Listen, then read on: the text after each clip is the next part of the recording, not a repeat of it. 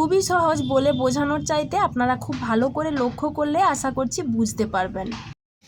এগুলো কিন্তু ভাজার সময় গ্যাসের আঁচটা একটু মাঝারি রেখে ভাজতে হবে, তবেই কিন্তু এই পিঠেগুলো অনেক বেশি মুচমুচে হবে আর খেতেও কিন্তু শব্দ শুনে বুঝতে পারবেন। ভেতর থেকে পুরো একদম ঠাসা। নমস্কার বন্ধুরা, আমার চ্যানেলে আপনাদের সকলকে আরও একবার স্বাগত জানিয়ে আজকে নতুন একটা পর্বে আবারও একটা নতুন পিঠের রেসিপি নিয়ে হাজির হয়ে গেছি। সারা শীতকাল জুড়েই কিন্তু আমরা বাড়িতে নানান ধরনের পিঠে বানিয়েই থাকি।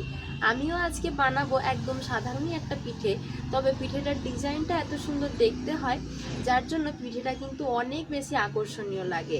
দেখতে যেমন সুন্দর, খেতেও তেমনি খুব সুস্বাদু লাগে। শুধুমাত্র একটা চিমটে ব্যবহার করে কত সুন্দরভাবে একটা পিঠের ডিজাইন বানানো যায় সেটা আমি আজকে আপনাদেরকে তুলে ধরবো।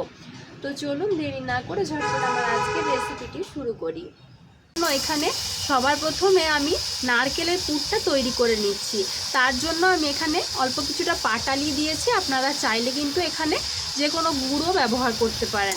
এবার অল্প কিছুক্ষণ অপেক্ষা করব যাতে পাটালিটা সহজে গলে যায়। আমি পাটালিটা এভাবে টুকরো টুকরো করে দিয়ে দিয়েছি। এবার এখানে আমি অল্প কিছুটা কোরানো নারকেল রেখেছিলাম, সেটাও দিয়ে দিচ্ছি। দিয়ে ভালো করে গুড় আর নারকেলটা মিশিয়ে নেব।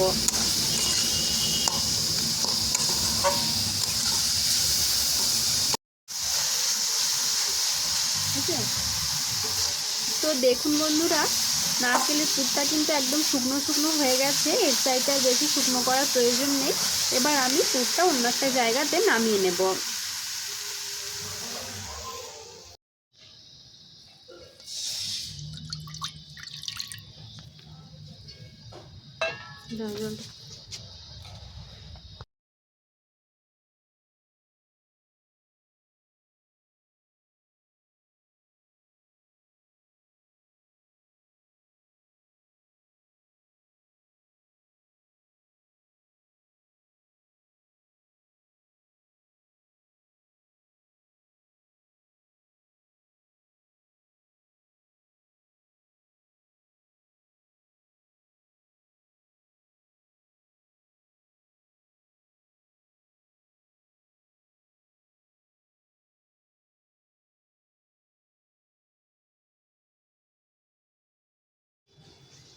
আমি চালের গুঁড়িটা এভাবে ঢাকা দিয়ে 3-4 মিনিট মতো রেখে দিয়েছিলাম।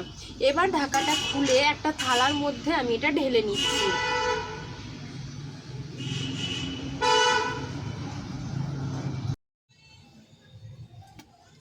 এবার এই মিশ্রণটা হালকা একটু ঠান্ডা হয়ে গেছে, এখন হাত দিয়ে ভালো করে মেখে নিতে হবে। তবে এটা পুরোপুরি ঠান্ডা করে মাখলে কিন্তু হবে না, অল্প গরম থাকা অবস্থায় এই কাজটা করতে হবে। খুব ভালো করে মেখে নিতে হবে যাতে একটা সফট ডো তৈরি হয়ে যায়।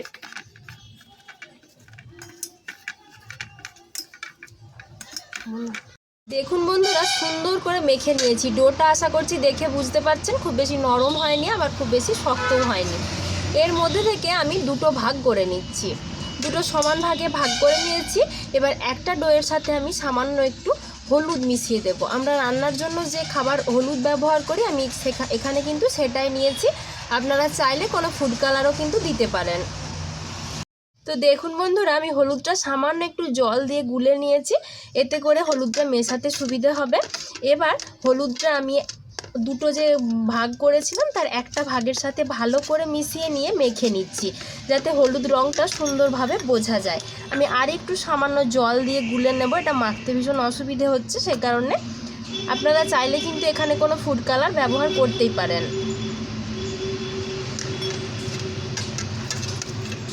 দেখুন বন্ধুরা, হলুদ দিয়ে সুন্দর করে মেখে নিয়েছি। এবার এর থেকেও আমি ছোট ছোট করে লেচি কেটে নিচ্ছি। দুটো সমান আকারের লেচি কেটে নিয়েছি, এখান থেকেও আমি ছোট ছোট করে লেচি কেটে নেব। এবার একটা আমি এই ডো নিয়ে নিয়েছি, তারপরে একটা বেলনা দিয়ে এটা একটু ভালো করে বেলে নেব। এটা কিন্তু একটু লম্বা করে বেলতে হবে। দেখুন কত সুন্দরভাবে মাখা হয়েছে, সুন্দর করে কিন্তু বেলা যাচ্ছে, কোনোভাবে কিন্তু ফেটেও যাচ্ছে না। এরকমভাবে কিন্তু আপনারাও মেখে নেবেন। ভালো করে একটু দোলে দোলে মাখলে কিন্তু এই সমস্যাটা আর হয় না। দেখুন আমি এখানে খুব পাতলা করে বেলে নিয়েছি। এবার আমি তো আগের থেকে নারকেলের পুর তৈরি করে রেখেছিলাম, সেই পুরটা এখানে মাঝ বরাবর এভাবে ছড়িয়ে দিচ্ছি।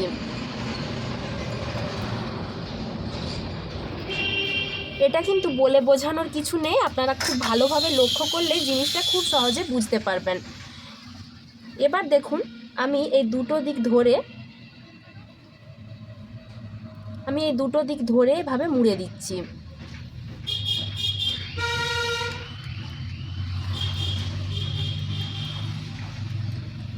মুখগুলো কিন্তু খুব সুন্দরভাবে মুড়তে হবে। আমি আজকে পিঠেটা যেহেতু তেলে ভেজে বানাবো, আপনারা চাইলে কিন্তু অবশ্যই এটা ভাপিয়েও খেতে পারেন, সেটাও খেতে কিন্তু ভালো লাগে, তবে আমার মনে হয় ভেজে খেতে আরও একটু বেশি ভালো লাগে, তাই আমি আজকে ভেজে বানাবো। এবার মুখটা খুব ভালো করে মুড়ে নিচ্ছি। তো দেখুন বন্ধুরা, মুখটা ভালোভাবে মুড়ে নিয়েছি। এবার একটা ডিজাইন তৈরি করে নেব। তার জন্য আমার এখানে একটা লাগবে চিমটা। এটা হয়তো আপনাদের সবার বাড়িতেই থাকে, আর যদি নাও থাকে আপনারা যে কোনো দোকান থেকে কিন্তু খুব সহজে এটা কিনে নিতে পারবেন। এবার আপনারা ভালোভাবে লক্ষ্য করুন আমি কিভাবে ডিজাইনটা বানাচ্ছি। এই সাইডগুলো এইভাবে একটু দাগ করে নেব, পুরো মাঝ বরাবর এইভাবে প্রথমে একটু দাগ করে নিচ্ছি। খুবই সহজ বলে বোঝানোর চাইতে আপনারা খুব ভালো করে লক্ষ্য করলে আশা করছি বুঝতে পারবেন। দেখুন সুন্দর একটা ডিজাইন এসে গেছে। এবার এই সাইডগুলো ধরেও এইভাবে একটু একটু দাগ করে নেব, তাহলে একটা সুন্দর ডিজাইন কিন্তু দেখা যাবে।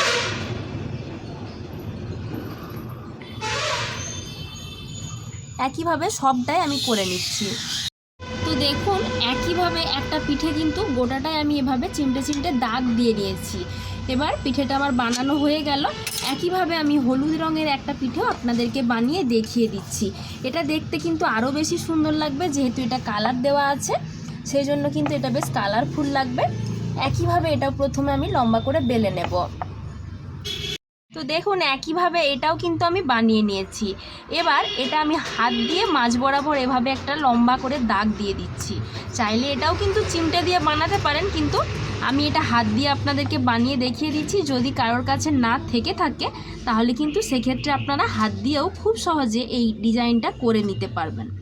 দেখুন সুন্দর করে এভাবে একটা মাঝ বরাবর লম্বা লাইন আমি প্রথমে করে দিচ্ছি। তো দেখুন একইভাবে আমি এটাও কিন্তু বানিয়ে নিয়েছি।